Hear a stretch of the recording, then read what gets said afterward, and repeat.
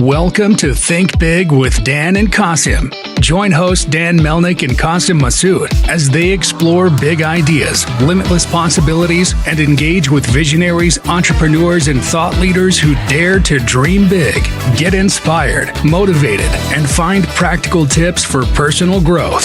Think big, dream bigger, and ignite your potential. All right, welcome to Think Big with Dan and Qasim, and our guest today is Eric Langan. So, Eric, if you want to go ahead and introduce yourself, tell us where you live and what you do for a living. Yeah, my name is Eric Langan. I live in Houston, Texas. I am the president and CEO of RCI Hospitality Holdings, or a publicly traded NASDAQ company.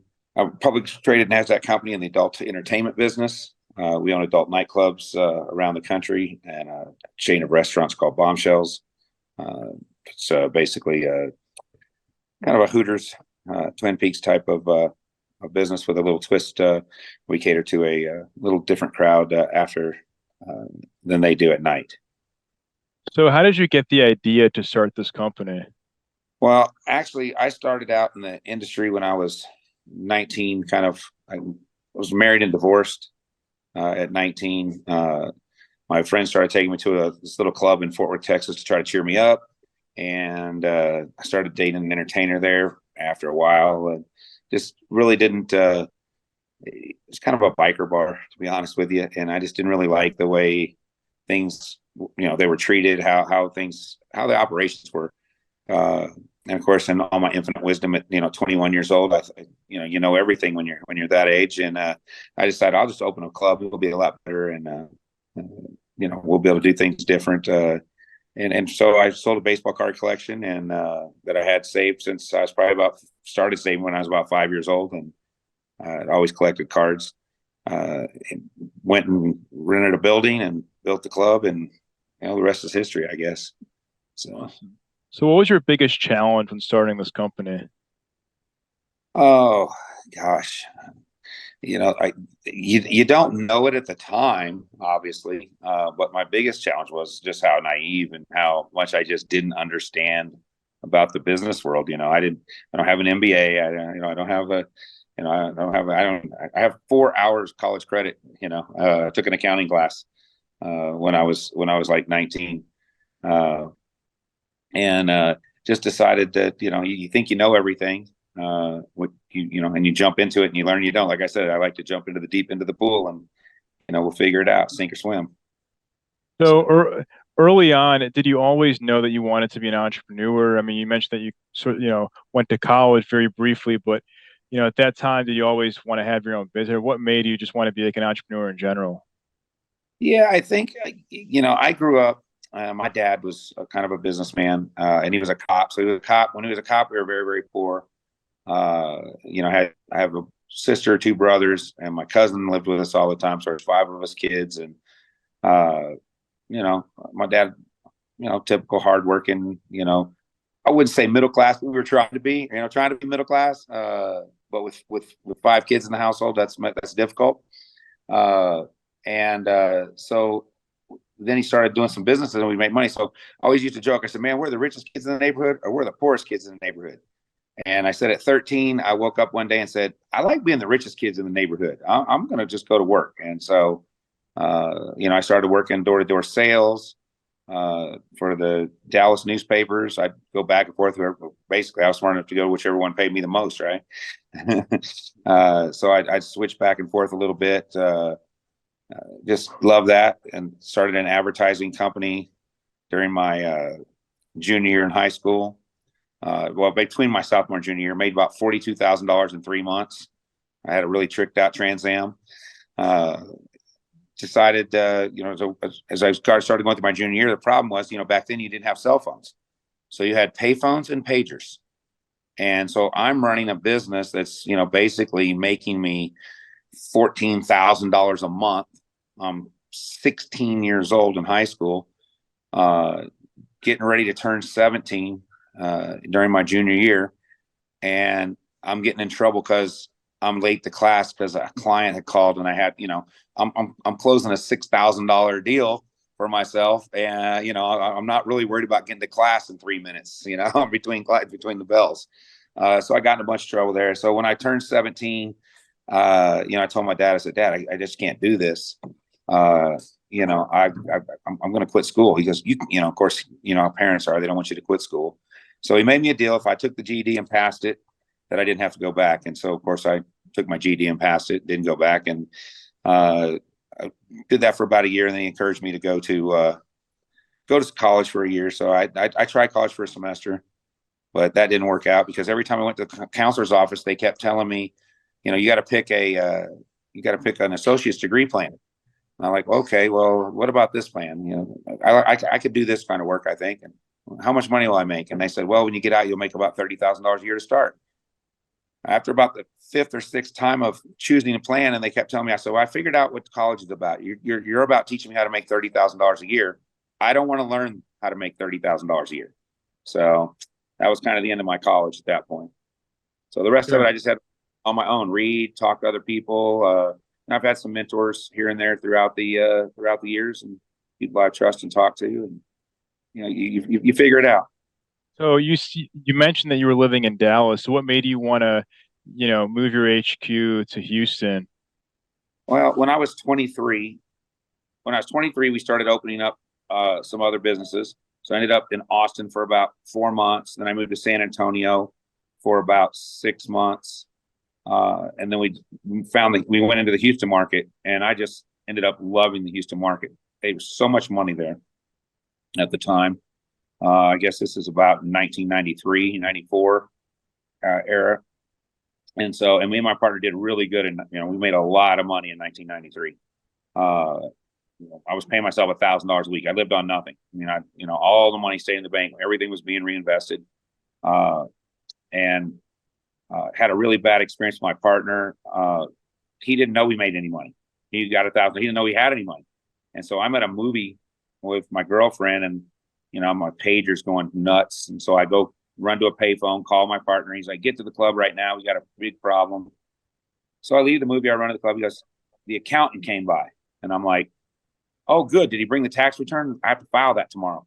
He goes, yeah, he brought the tax return. We owe $1 million in taxes. I said, okay, that's about what I expected. He goes, how are we going to pay $1 million? I'm like, we have $2.6 million cash in the bank. He had no clue that we had any money in the bank. He never did the banking. I did all the banking. He did operations side. I did all the banking stuff. And 6 months later, I wrote a check for a roof on a building we were remodeling into a nightclub. And the contract came back, said, the bank says your check's no good. And I'm like, what do you mean my check's no good, man? There's a ton of money in my bank account. I'd been in Houston building this club, so I hadn't, I wasn't on top of things like I normally would have been, but I didn't have to be, right? I have $2 million in the bank. No, I had no money in the bank. So my partner had went through $2 million in 6 months, maybe 7. And then so we ended up splitting up in 94. And I almost went bankrupt by August of 94. I was almost bankrupt. The club took 4 months longer to open than I thought it would. I took assets. He took cash flow. So I learned about cash flow the hard way. You can have all the assets in the world, but if you don't have any cash flow, you can't pay for them. So we got the club open in August of 94, and came back. And by 97, I decided I wanted to be a public company. Rick's had gone public in 1995 through an IPO. We were too small for an IPO, and it was going to be very difficult. So the attorneys that took Rick's public, I went and hired them. Who's still my attorney today. Love the guy. He's one of my best friends in the world. We did a reverse merger into a public shell in April of 97. And we joked, it's funny that the day we did our toast party after everything was done, our stock actually was trading in the pink sheets. We toasted to, here's taking over Rick's. And little did we know that less than a year and a half later, we would be merging with Rick's. With no intention of taking it over anymore. Now we were going to partner together. We were going to move forward. When we first did the merger, the founder of Rick's ended up going on a vacation for about 6 months. I took over as vice president of operations. So I was back in where I wanted to be. Public company was kind of fun, but not really what I wanted to be. I love operations, being in the clubs day to day. You get paid to throw a party. 7 days a week, 15 hours a day. It's to me, I've never worked a day in my life because I loved every minute of what I was doing. Turning the clubs around, there's some clubs. We basically took the company. All of a sudden, we're making a ton of money. He comes back from south of France, and the girl at the front door, he doesn't know her. She tries to charge him cover charge. He gets a little offended by it because he's the owner and he's used to being, the sole owner of the club type deal, where he was the big boss. And he calls the manager up, and the manager says, well, I'll have to call Eric. I guess that didn't ring well with him. So he comes in and he says, he's going to take over operations again and blah, blah, blah. Well, when he was gone, the stock had cratered from about $5.25 to 30 cents. I had bought tons of it. My largest shareholder in my public company was my partner privately before we went public, bought tons of it. So we actually owned more of the company than he did by that time. And we started, the argument started. And so I went to my attorney and said, find out what he wants. I mean, I know he doesn't want to implode the company. I don't want to implode the company. What does he want? How do we undo this deal? Just tell him to give me my clubs back, and I'll take my people and my clubs and go do my thing. And of course, by then I was too ingrained in the management. All the clubs were my people now. Very few of the original people that were working there had stayed to work for me, because I'm pretty hardcore when I'm in operations. I demand results. And so a lot of people had left, and, we'd replace them with people that were getting us the results. And so he decided he just would take the New Orleans location. So we sold him the New Orleans location. Myself and my, previous partner bought out all of his stock. He turned around and bought the asset. So basically we gave him $3 million. He turned around and gave it right back to us. And we just traded an asset out of the company. And that's how I took over the company in basically March 29th, 1999. Great. So in your business right now, how do you incorporate the technology? Oh, gosh. Well, we have an ERP system now. I hired a new CFO I guess Brad's been working for us almost 7 years now. So about 7 years ago, we started switching from a basic accounting system to an enterprise system. It's been amazing. In the old days, we had to consolidate, 40 plus subsidiaries in spreadsheets, in Excel spreadsheets. The software didn't really work right or do it right. And so now everything's electronic. I mean, it's push of a button. I can get information that used to take me a week and 4 minutes, which is incredible for us. The other thing we do is video surveillance camera systems for security. Mm-hmm. Mm-hmm. Incredible how much the technology has changed in the last 5 or 6 years. We're almost to the point where we can get on our most active clubs and active cameras. We're up to about 6 months of storage. And a lot of locations we're at 2 years, which statute of limitations is why we try to get 2 years of data. So if we're ever sued, if there's ever a question of anything that happened in the last 2 years, we just go to the video. The video doesn't lie. People lie. We love that part of the technology. Obviously POS systems. I mean, I remember the days of the old, the cash register's broke. Okay, I'll run down to, Walmart or Sam's Club and buy a new one. Yep. All computerized POS, inventory control systems. The amount of technology that we use in our business today is astronomical, and we try to stay cutting edge on it. I mean, we're now working into the casino business, and I'm just amazed by the technology and the level of player tracking. The real time win losses that you can run, right? You got 300 slot machines sitting there, and it can tell you, the system can basically tell you almost every minute if you want to go back and check it. You can keep sitting there and running the report and see your actual win losses in real time as they go. Who would have ever thought, you go back to the old casino days, those guys would have never thought they could, would have that type of data. So it is amazing. No, good. So as for now, this is the age of artificial intelligence. So are you using artificial intelligence to cover your pains or not? I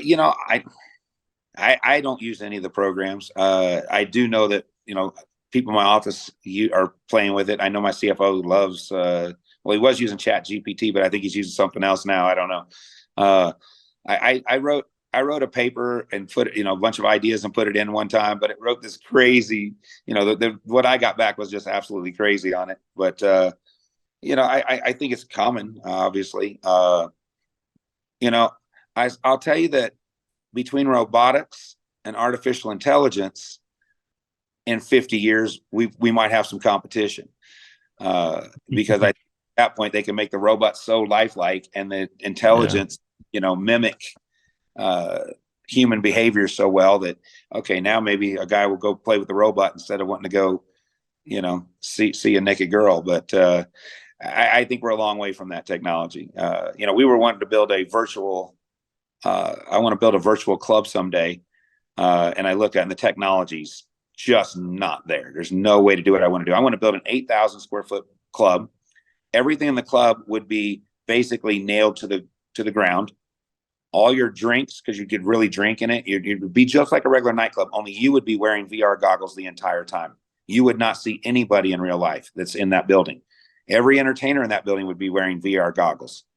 Now, the cool thing is, you're in the club, you're sitting down on a couch, you're hanging out with a girl. We would color code, your aura on who's actually in the building, who's not in the building.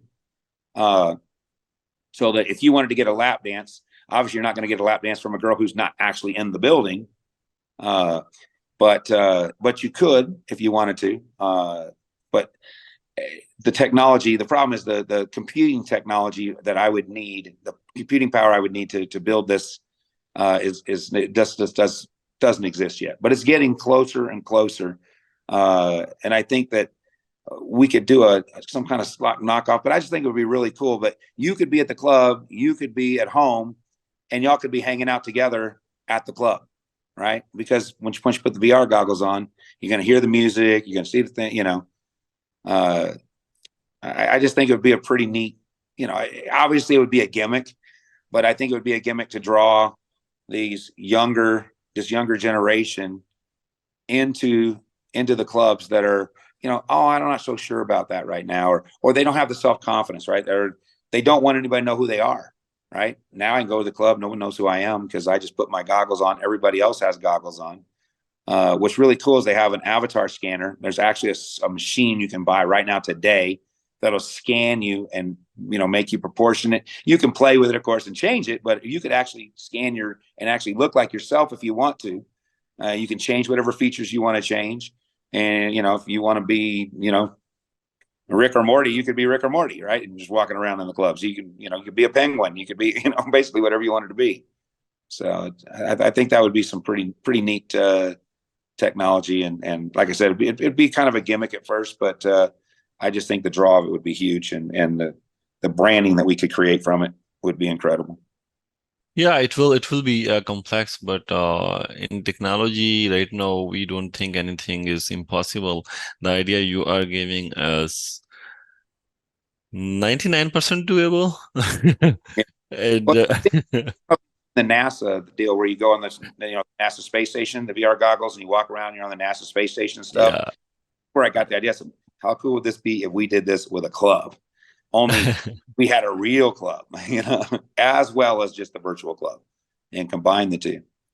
So Yeah, that's cool. In fact, this is VR, basically virtual reality plus augmented reality. In your case, there will be artificial intelligence, virtual reality, augmented reality. All of these things will be incorporated at one place. Everybody will be going to make their own avatar, which is like you're saying, already doing this. So if everybody have their avatars, all these things can be augmented in the environment, and you can augment your avatars into your virtual environment. So that's a crazy idea, by the way. yeah, stand it for sure. Yeah, I think it would be really cool and really fun, just to play with. And I always think of it in terms of like our big VIP customers, sports stars and stuff who want to come out and play, but they can't.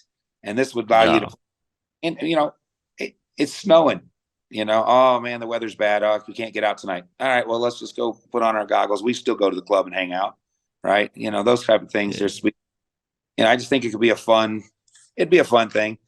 We probably have to keep expanding it, though. I think it'd probably get too big too quick, at least at first. So, who knows? It's just one of those things that as the technology gets better, it's something I think we'll end up playing with at some point in the future. For sure. So how are you able to keep these high service levels? I feel like, I'm used to live in Fort Worth, and I've been to that location. I feel like it's much better service level than I've ever seen any other clubs, any of your competitors. So how do you keep the morale high and all of your employees treating people well? Like, how are you able to keep that throughout all of your locations?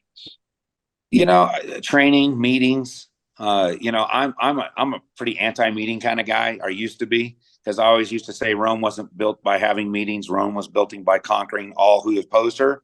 But as you move into a corporate world, meetings are very important. And the trick is culture, right? You have to create a culture of expectations from your employees, from your entertainers, and from your guests.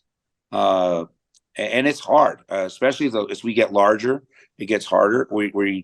In fact, we have the expo next week in Vegas, the 20th through the 23rd. Most of our regionals, GM managers will all be flown to Las Vegas. They get to party one night, but basically what they're doing for 3 days is, hammering out training, meetings, seminars, and from anywhere from safety seminars to alcohol service seminars to customer service seminars, and then we have a big meeting where I'll do a little presentation, and then we have some vendors that we present to our employees, different liquor companies, stuff like that, and then we at that point we go into, and we have one of our managers will do customer service, and what we do is we take our individual guys and they put together their own 10-minute, 12-minute presentation, and they have to present in front of the whole group. And we take our top guys and they tell their experience and what they do and how they do it, and creates a lot of communication. And that's how I think we keep the consistency across the brands overall. Obviously, we have different club names, and we have different levels of customer base, where we have college clubs that cater to more college kids, younger people. We have the higher end, VIP type clubs. The theme through all of them is the same on how you treat a guest, right? We don't call our customers even. We call everyone a guest, because you're coming to our house, right? And how would you treat someone that comes to your house?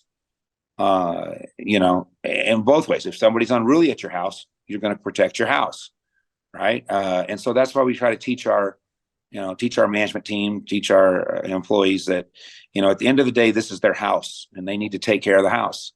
And they need to take care of their guests when their guests come over to the house, right? You don't treat a guest like he's lucky you let him come to your house. You treat a guest like you're appreciative he came to your house. And I think that's kind of the difference in philosophy that we have versus a lot of our competitors. I first went to New York. I was amazed that, they make you stand out in the line. And then you're like, man, this place must be packed. And you stand out in line for 20 minutes to get into the place, and you walk in and there's 8 other people in the building.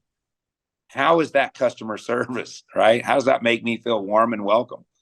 When we opened up Rick's in New York City, I stood at the front door. I worked myself for the first 6 months, and I go to reach out to shake people's hands, and they step back and put their hands up. Hey, I didn't do nothing. Like I was trying to grab them, not like I was trying to shake their hand, because that's how they had been treated at other clubs for so long in that marketplace. And I think, we became the #1 club in New York City in less than 3 years. Playboy.com wrote on us. I mean, we had a bunch of other articles. Fortune magazine made us, listed us as one of the top 200 small companies to work for, because of all the interviews they did with our staff in New York City all the time. And then, of course, I think some of them were customers in New York City, but they just saw that we have a genuine care. Like I said, it's been difficult. I mean, that was 20 years ago now, almost, that we opened that location in New York City. That really was the transformation of the company. And I'm pretty proud that we've been able to keep the majority of that level of service and pride, you know, in what we do. So what is your top priority for RCI in the next 3 to 6 months? With the next 3 to 6 months, obviously, I think we've got to get our margins at Bombshells back to the 18 to 22% range. You know, Bombshells saved us after COVID because we were one of the first things open. Shooting most of our Texas cities, we were the only things open. We sued and you know, made a deal with the state in order to keep our business open because they were trying to say we were bars, not restaurants. I said, no, I'm a restaurant. You made me a bar. You close all the bars. People are still going to keep drinking. You know, in the old days, a guy would come in, he would have a burger and fries and 2 beers. And so he'd be 50% food and 50% beer, right? Now, and he'd leave and go to a bar and have a couple shots or drink and party with his friends. Well, now the bars aren't open, so he stays here and has 4 more drinks. So now I'm 75 or 80% liquor and 20% food, but it's not, what am I supposed to do? Throw the customer out? I can't, you know, I'm not going to make a person leave who's having a good time in my business. That's not a very good business model. And so, you know, we said, look, we have a 3,000 square foot kitchen. We have, you know, 40 entrees. You know, under the code, you only have to have 6. I said, we have 40 entrees. We're not, you know, and so basically the judge agreed with us that we were a restaurant and we stayed open. And, but because of that, you know, our numbers were huge. And, you know, on conference calls, you know, guys would be like, oh, they start extrapolating out, you know, well, 10 years now, this is going to be, I said, no, guys, these margins are not, we can't run these margins forever. We're going to return to normal of 18 to 22% margins. That's what this business is going to be. And of course, you know, we dip below that because, you know, when you get used to that easy crowd and that easy money and you got lines, you know, your costs go up and, you know, it takes time to pull those costs back down and revamp. And of course it's 100 and some degrees. So our patios are down. So our highest margin nighttime customer that comes in from 10 p.m. to 2 o'clock in the morning and parties on our patios, you know, and that's our highest margin business. It's almost, you know, 70% alcohol and 30% appetizers, right? Everything's super high margin. And that business just is missing right now. Who wants to go out and party when it's 99 degrees at 11:30 at night and the humidity level is 80%, right? I mean, you're not going out on the patios.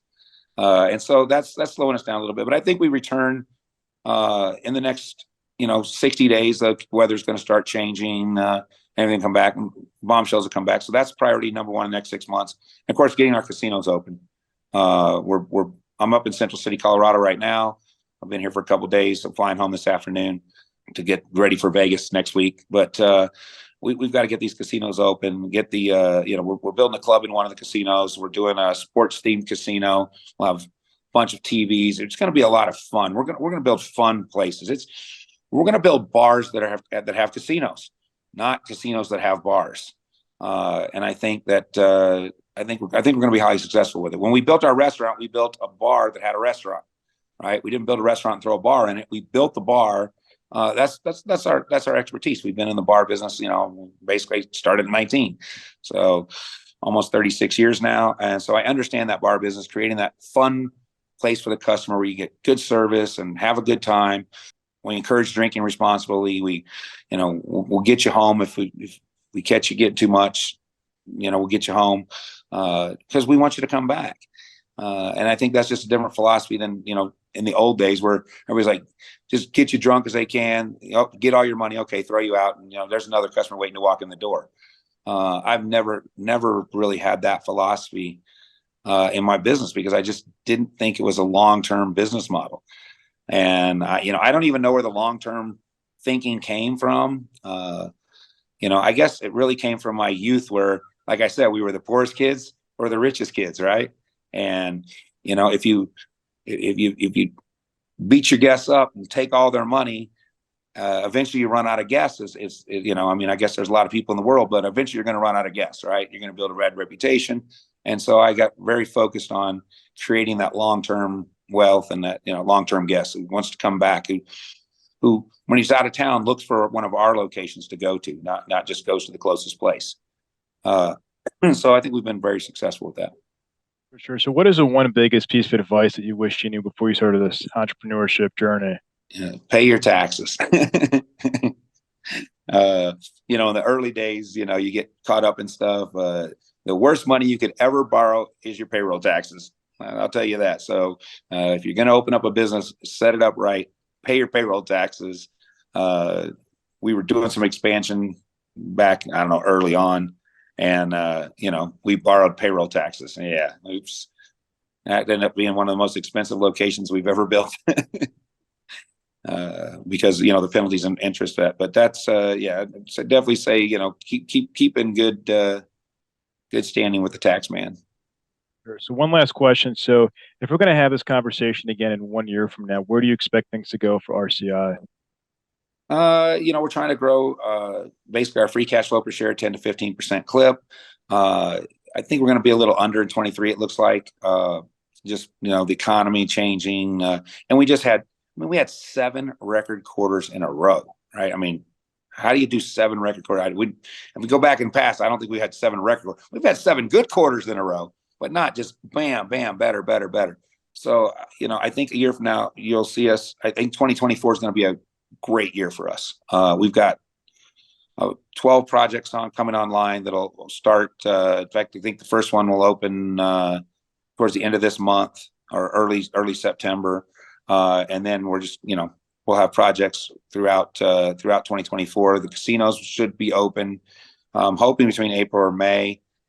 Don't want to be any later than June. That's when the opera starts up here.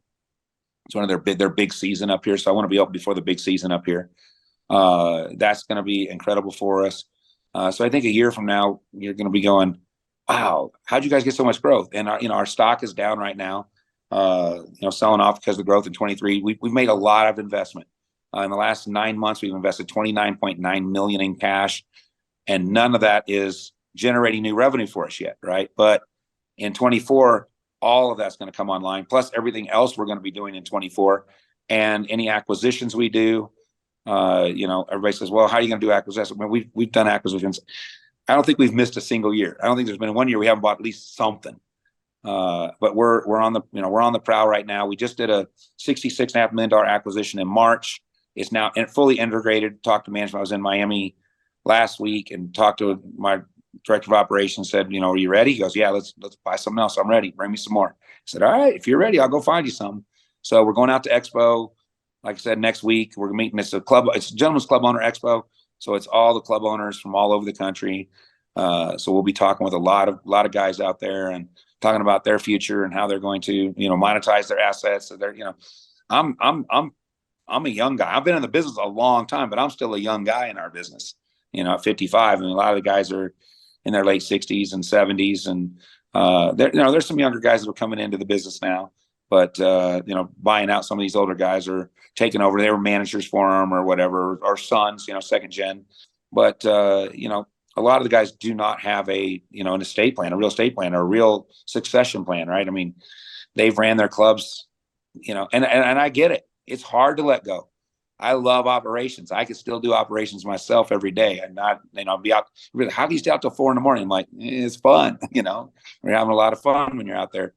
And so these guys are still doing this. But as you get older, that 3 a.m., that 2 a.m., 4 a.m. in the morning it does get old a little bit, especially start having grandkids. You want to start doing stuff with your grandkids and stuff. So we're talking to these guys, and I think we'll roll up a lot more of this industry over the next 3 or 4 years too. So awesome. Well, Eric, I want to say thank you so much for your time. We're rooting for you. Hopefully we can chat again in 1 year from now as you guys keep growing and scaling.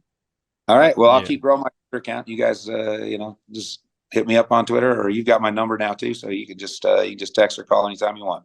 Sounds great. Eric, thank you so much. Thank you. You guys have a good one. Thanks. Yep. Bye-bye.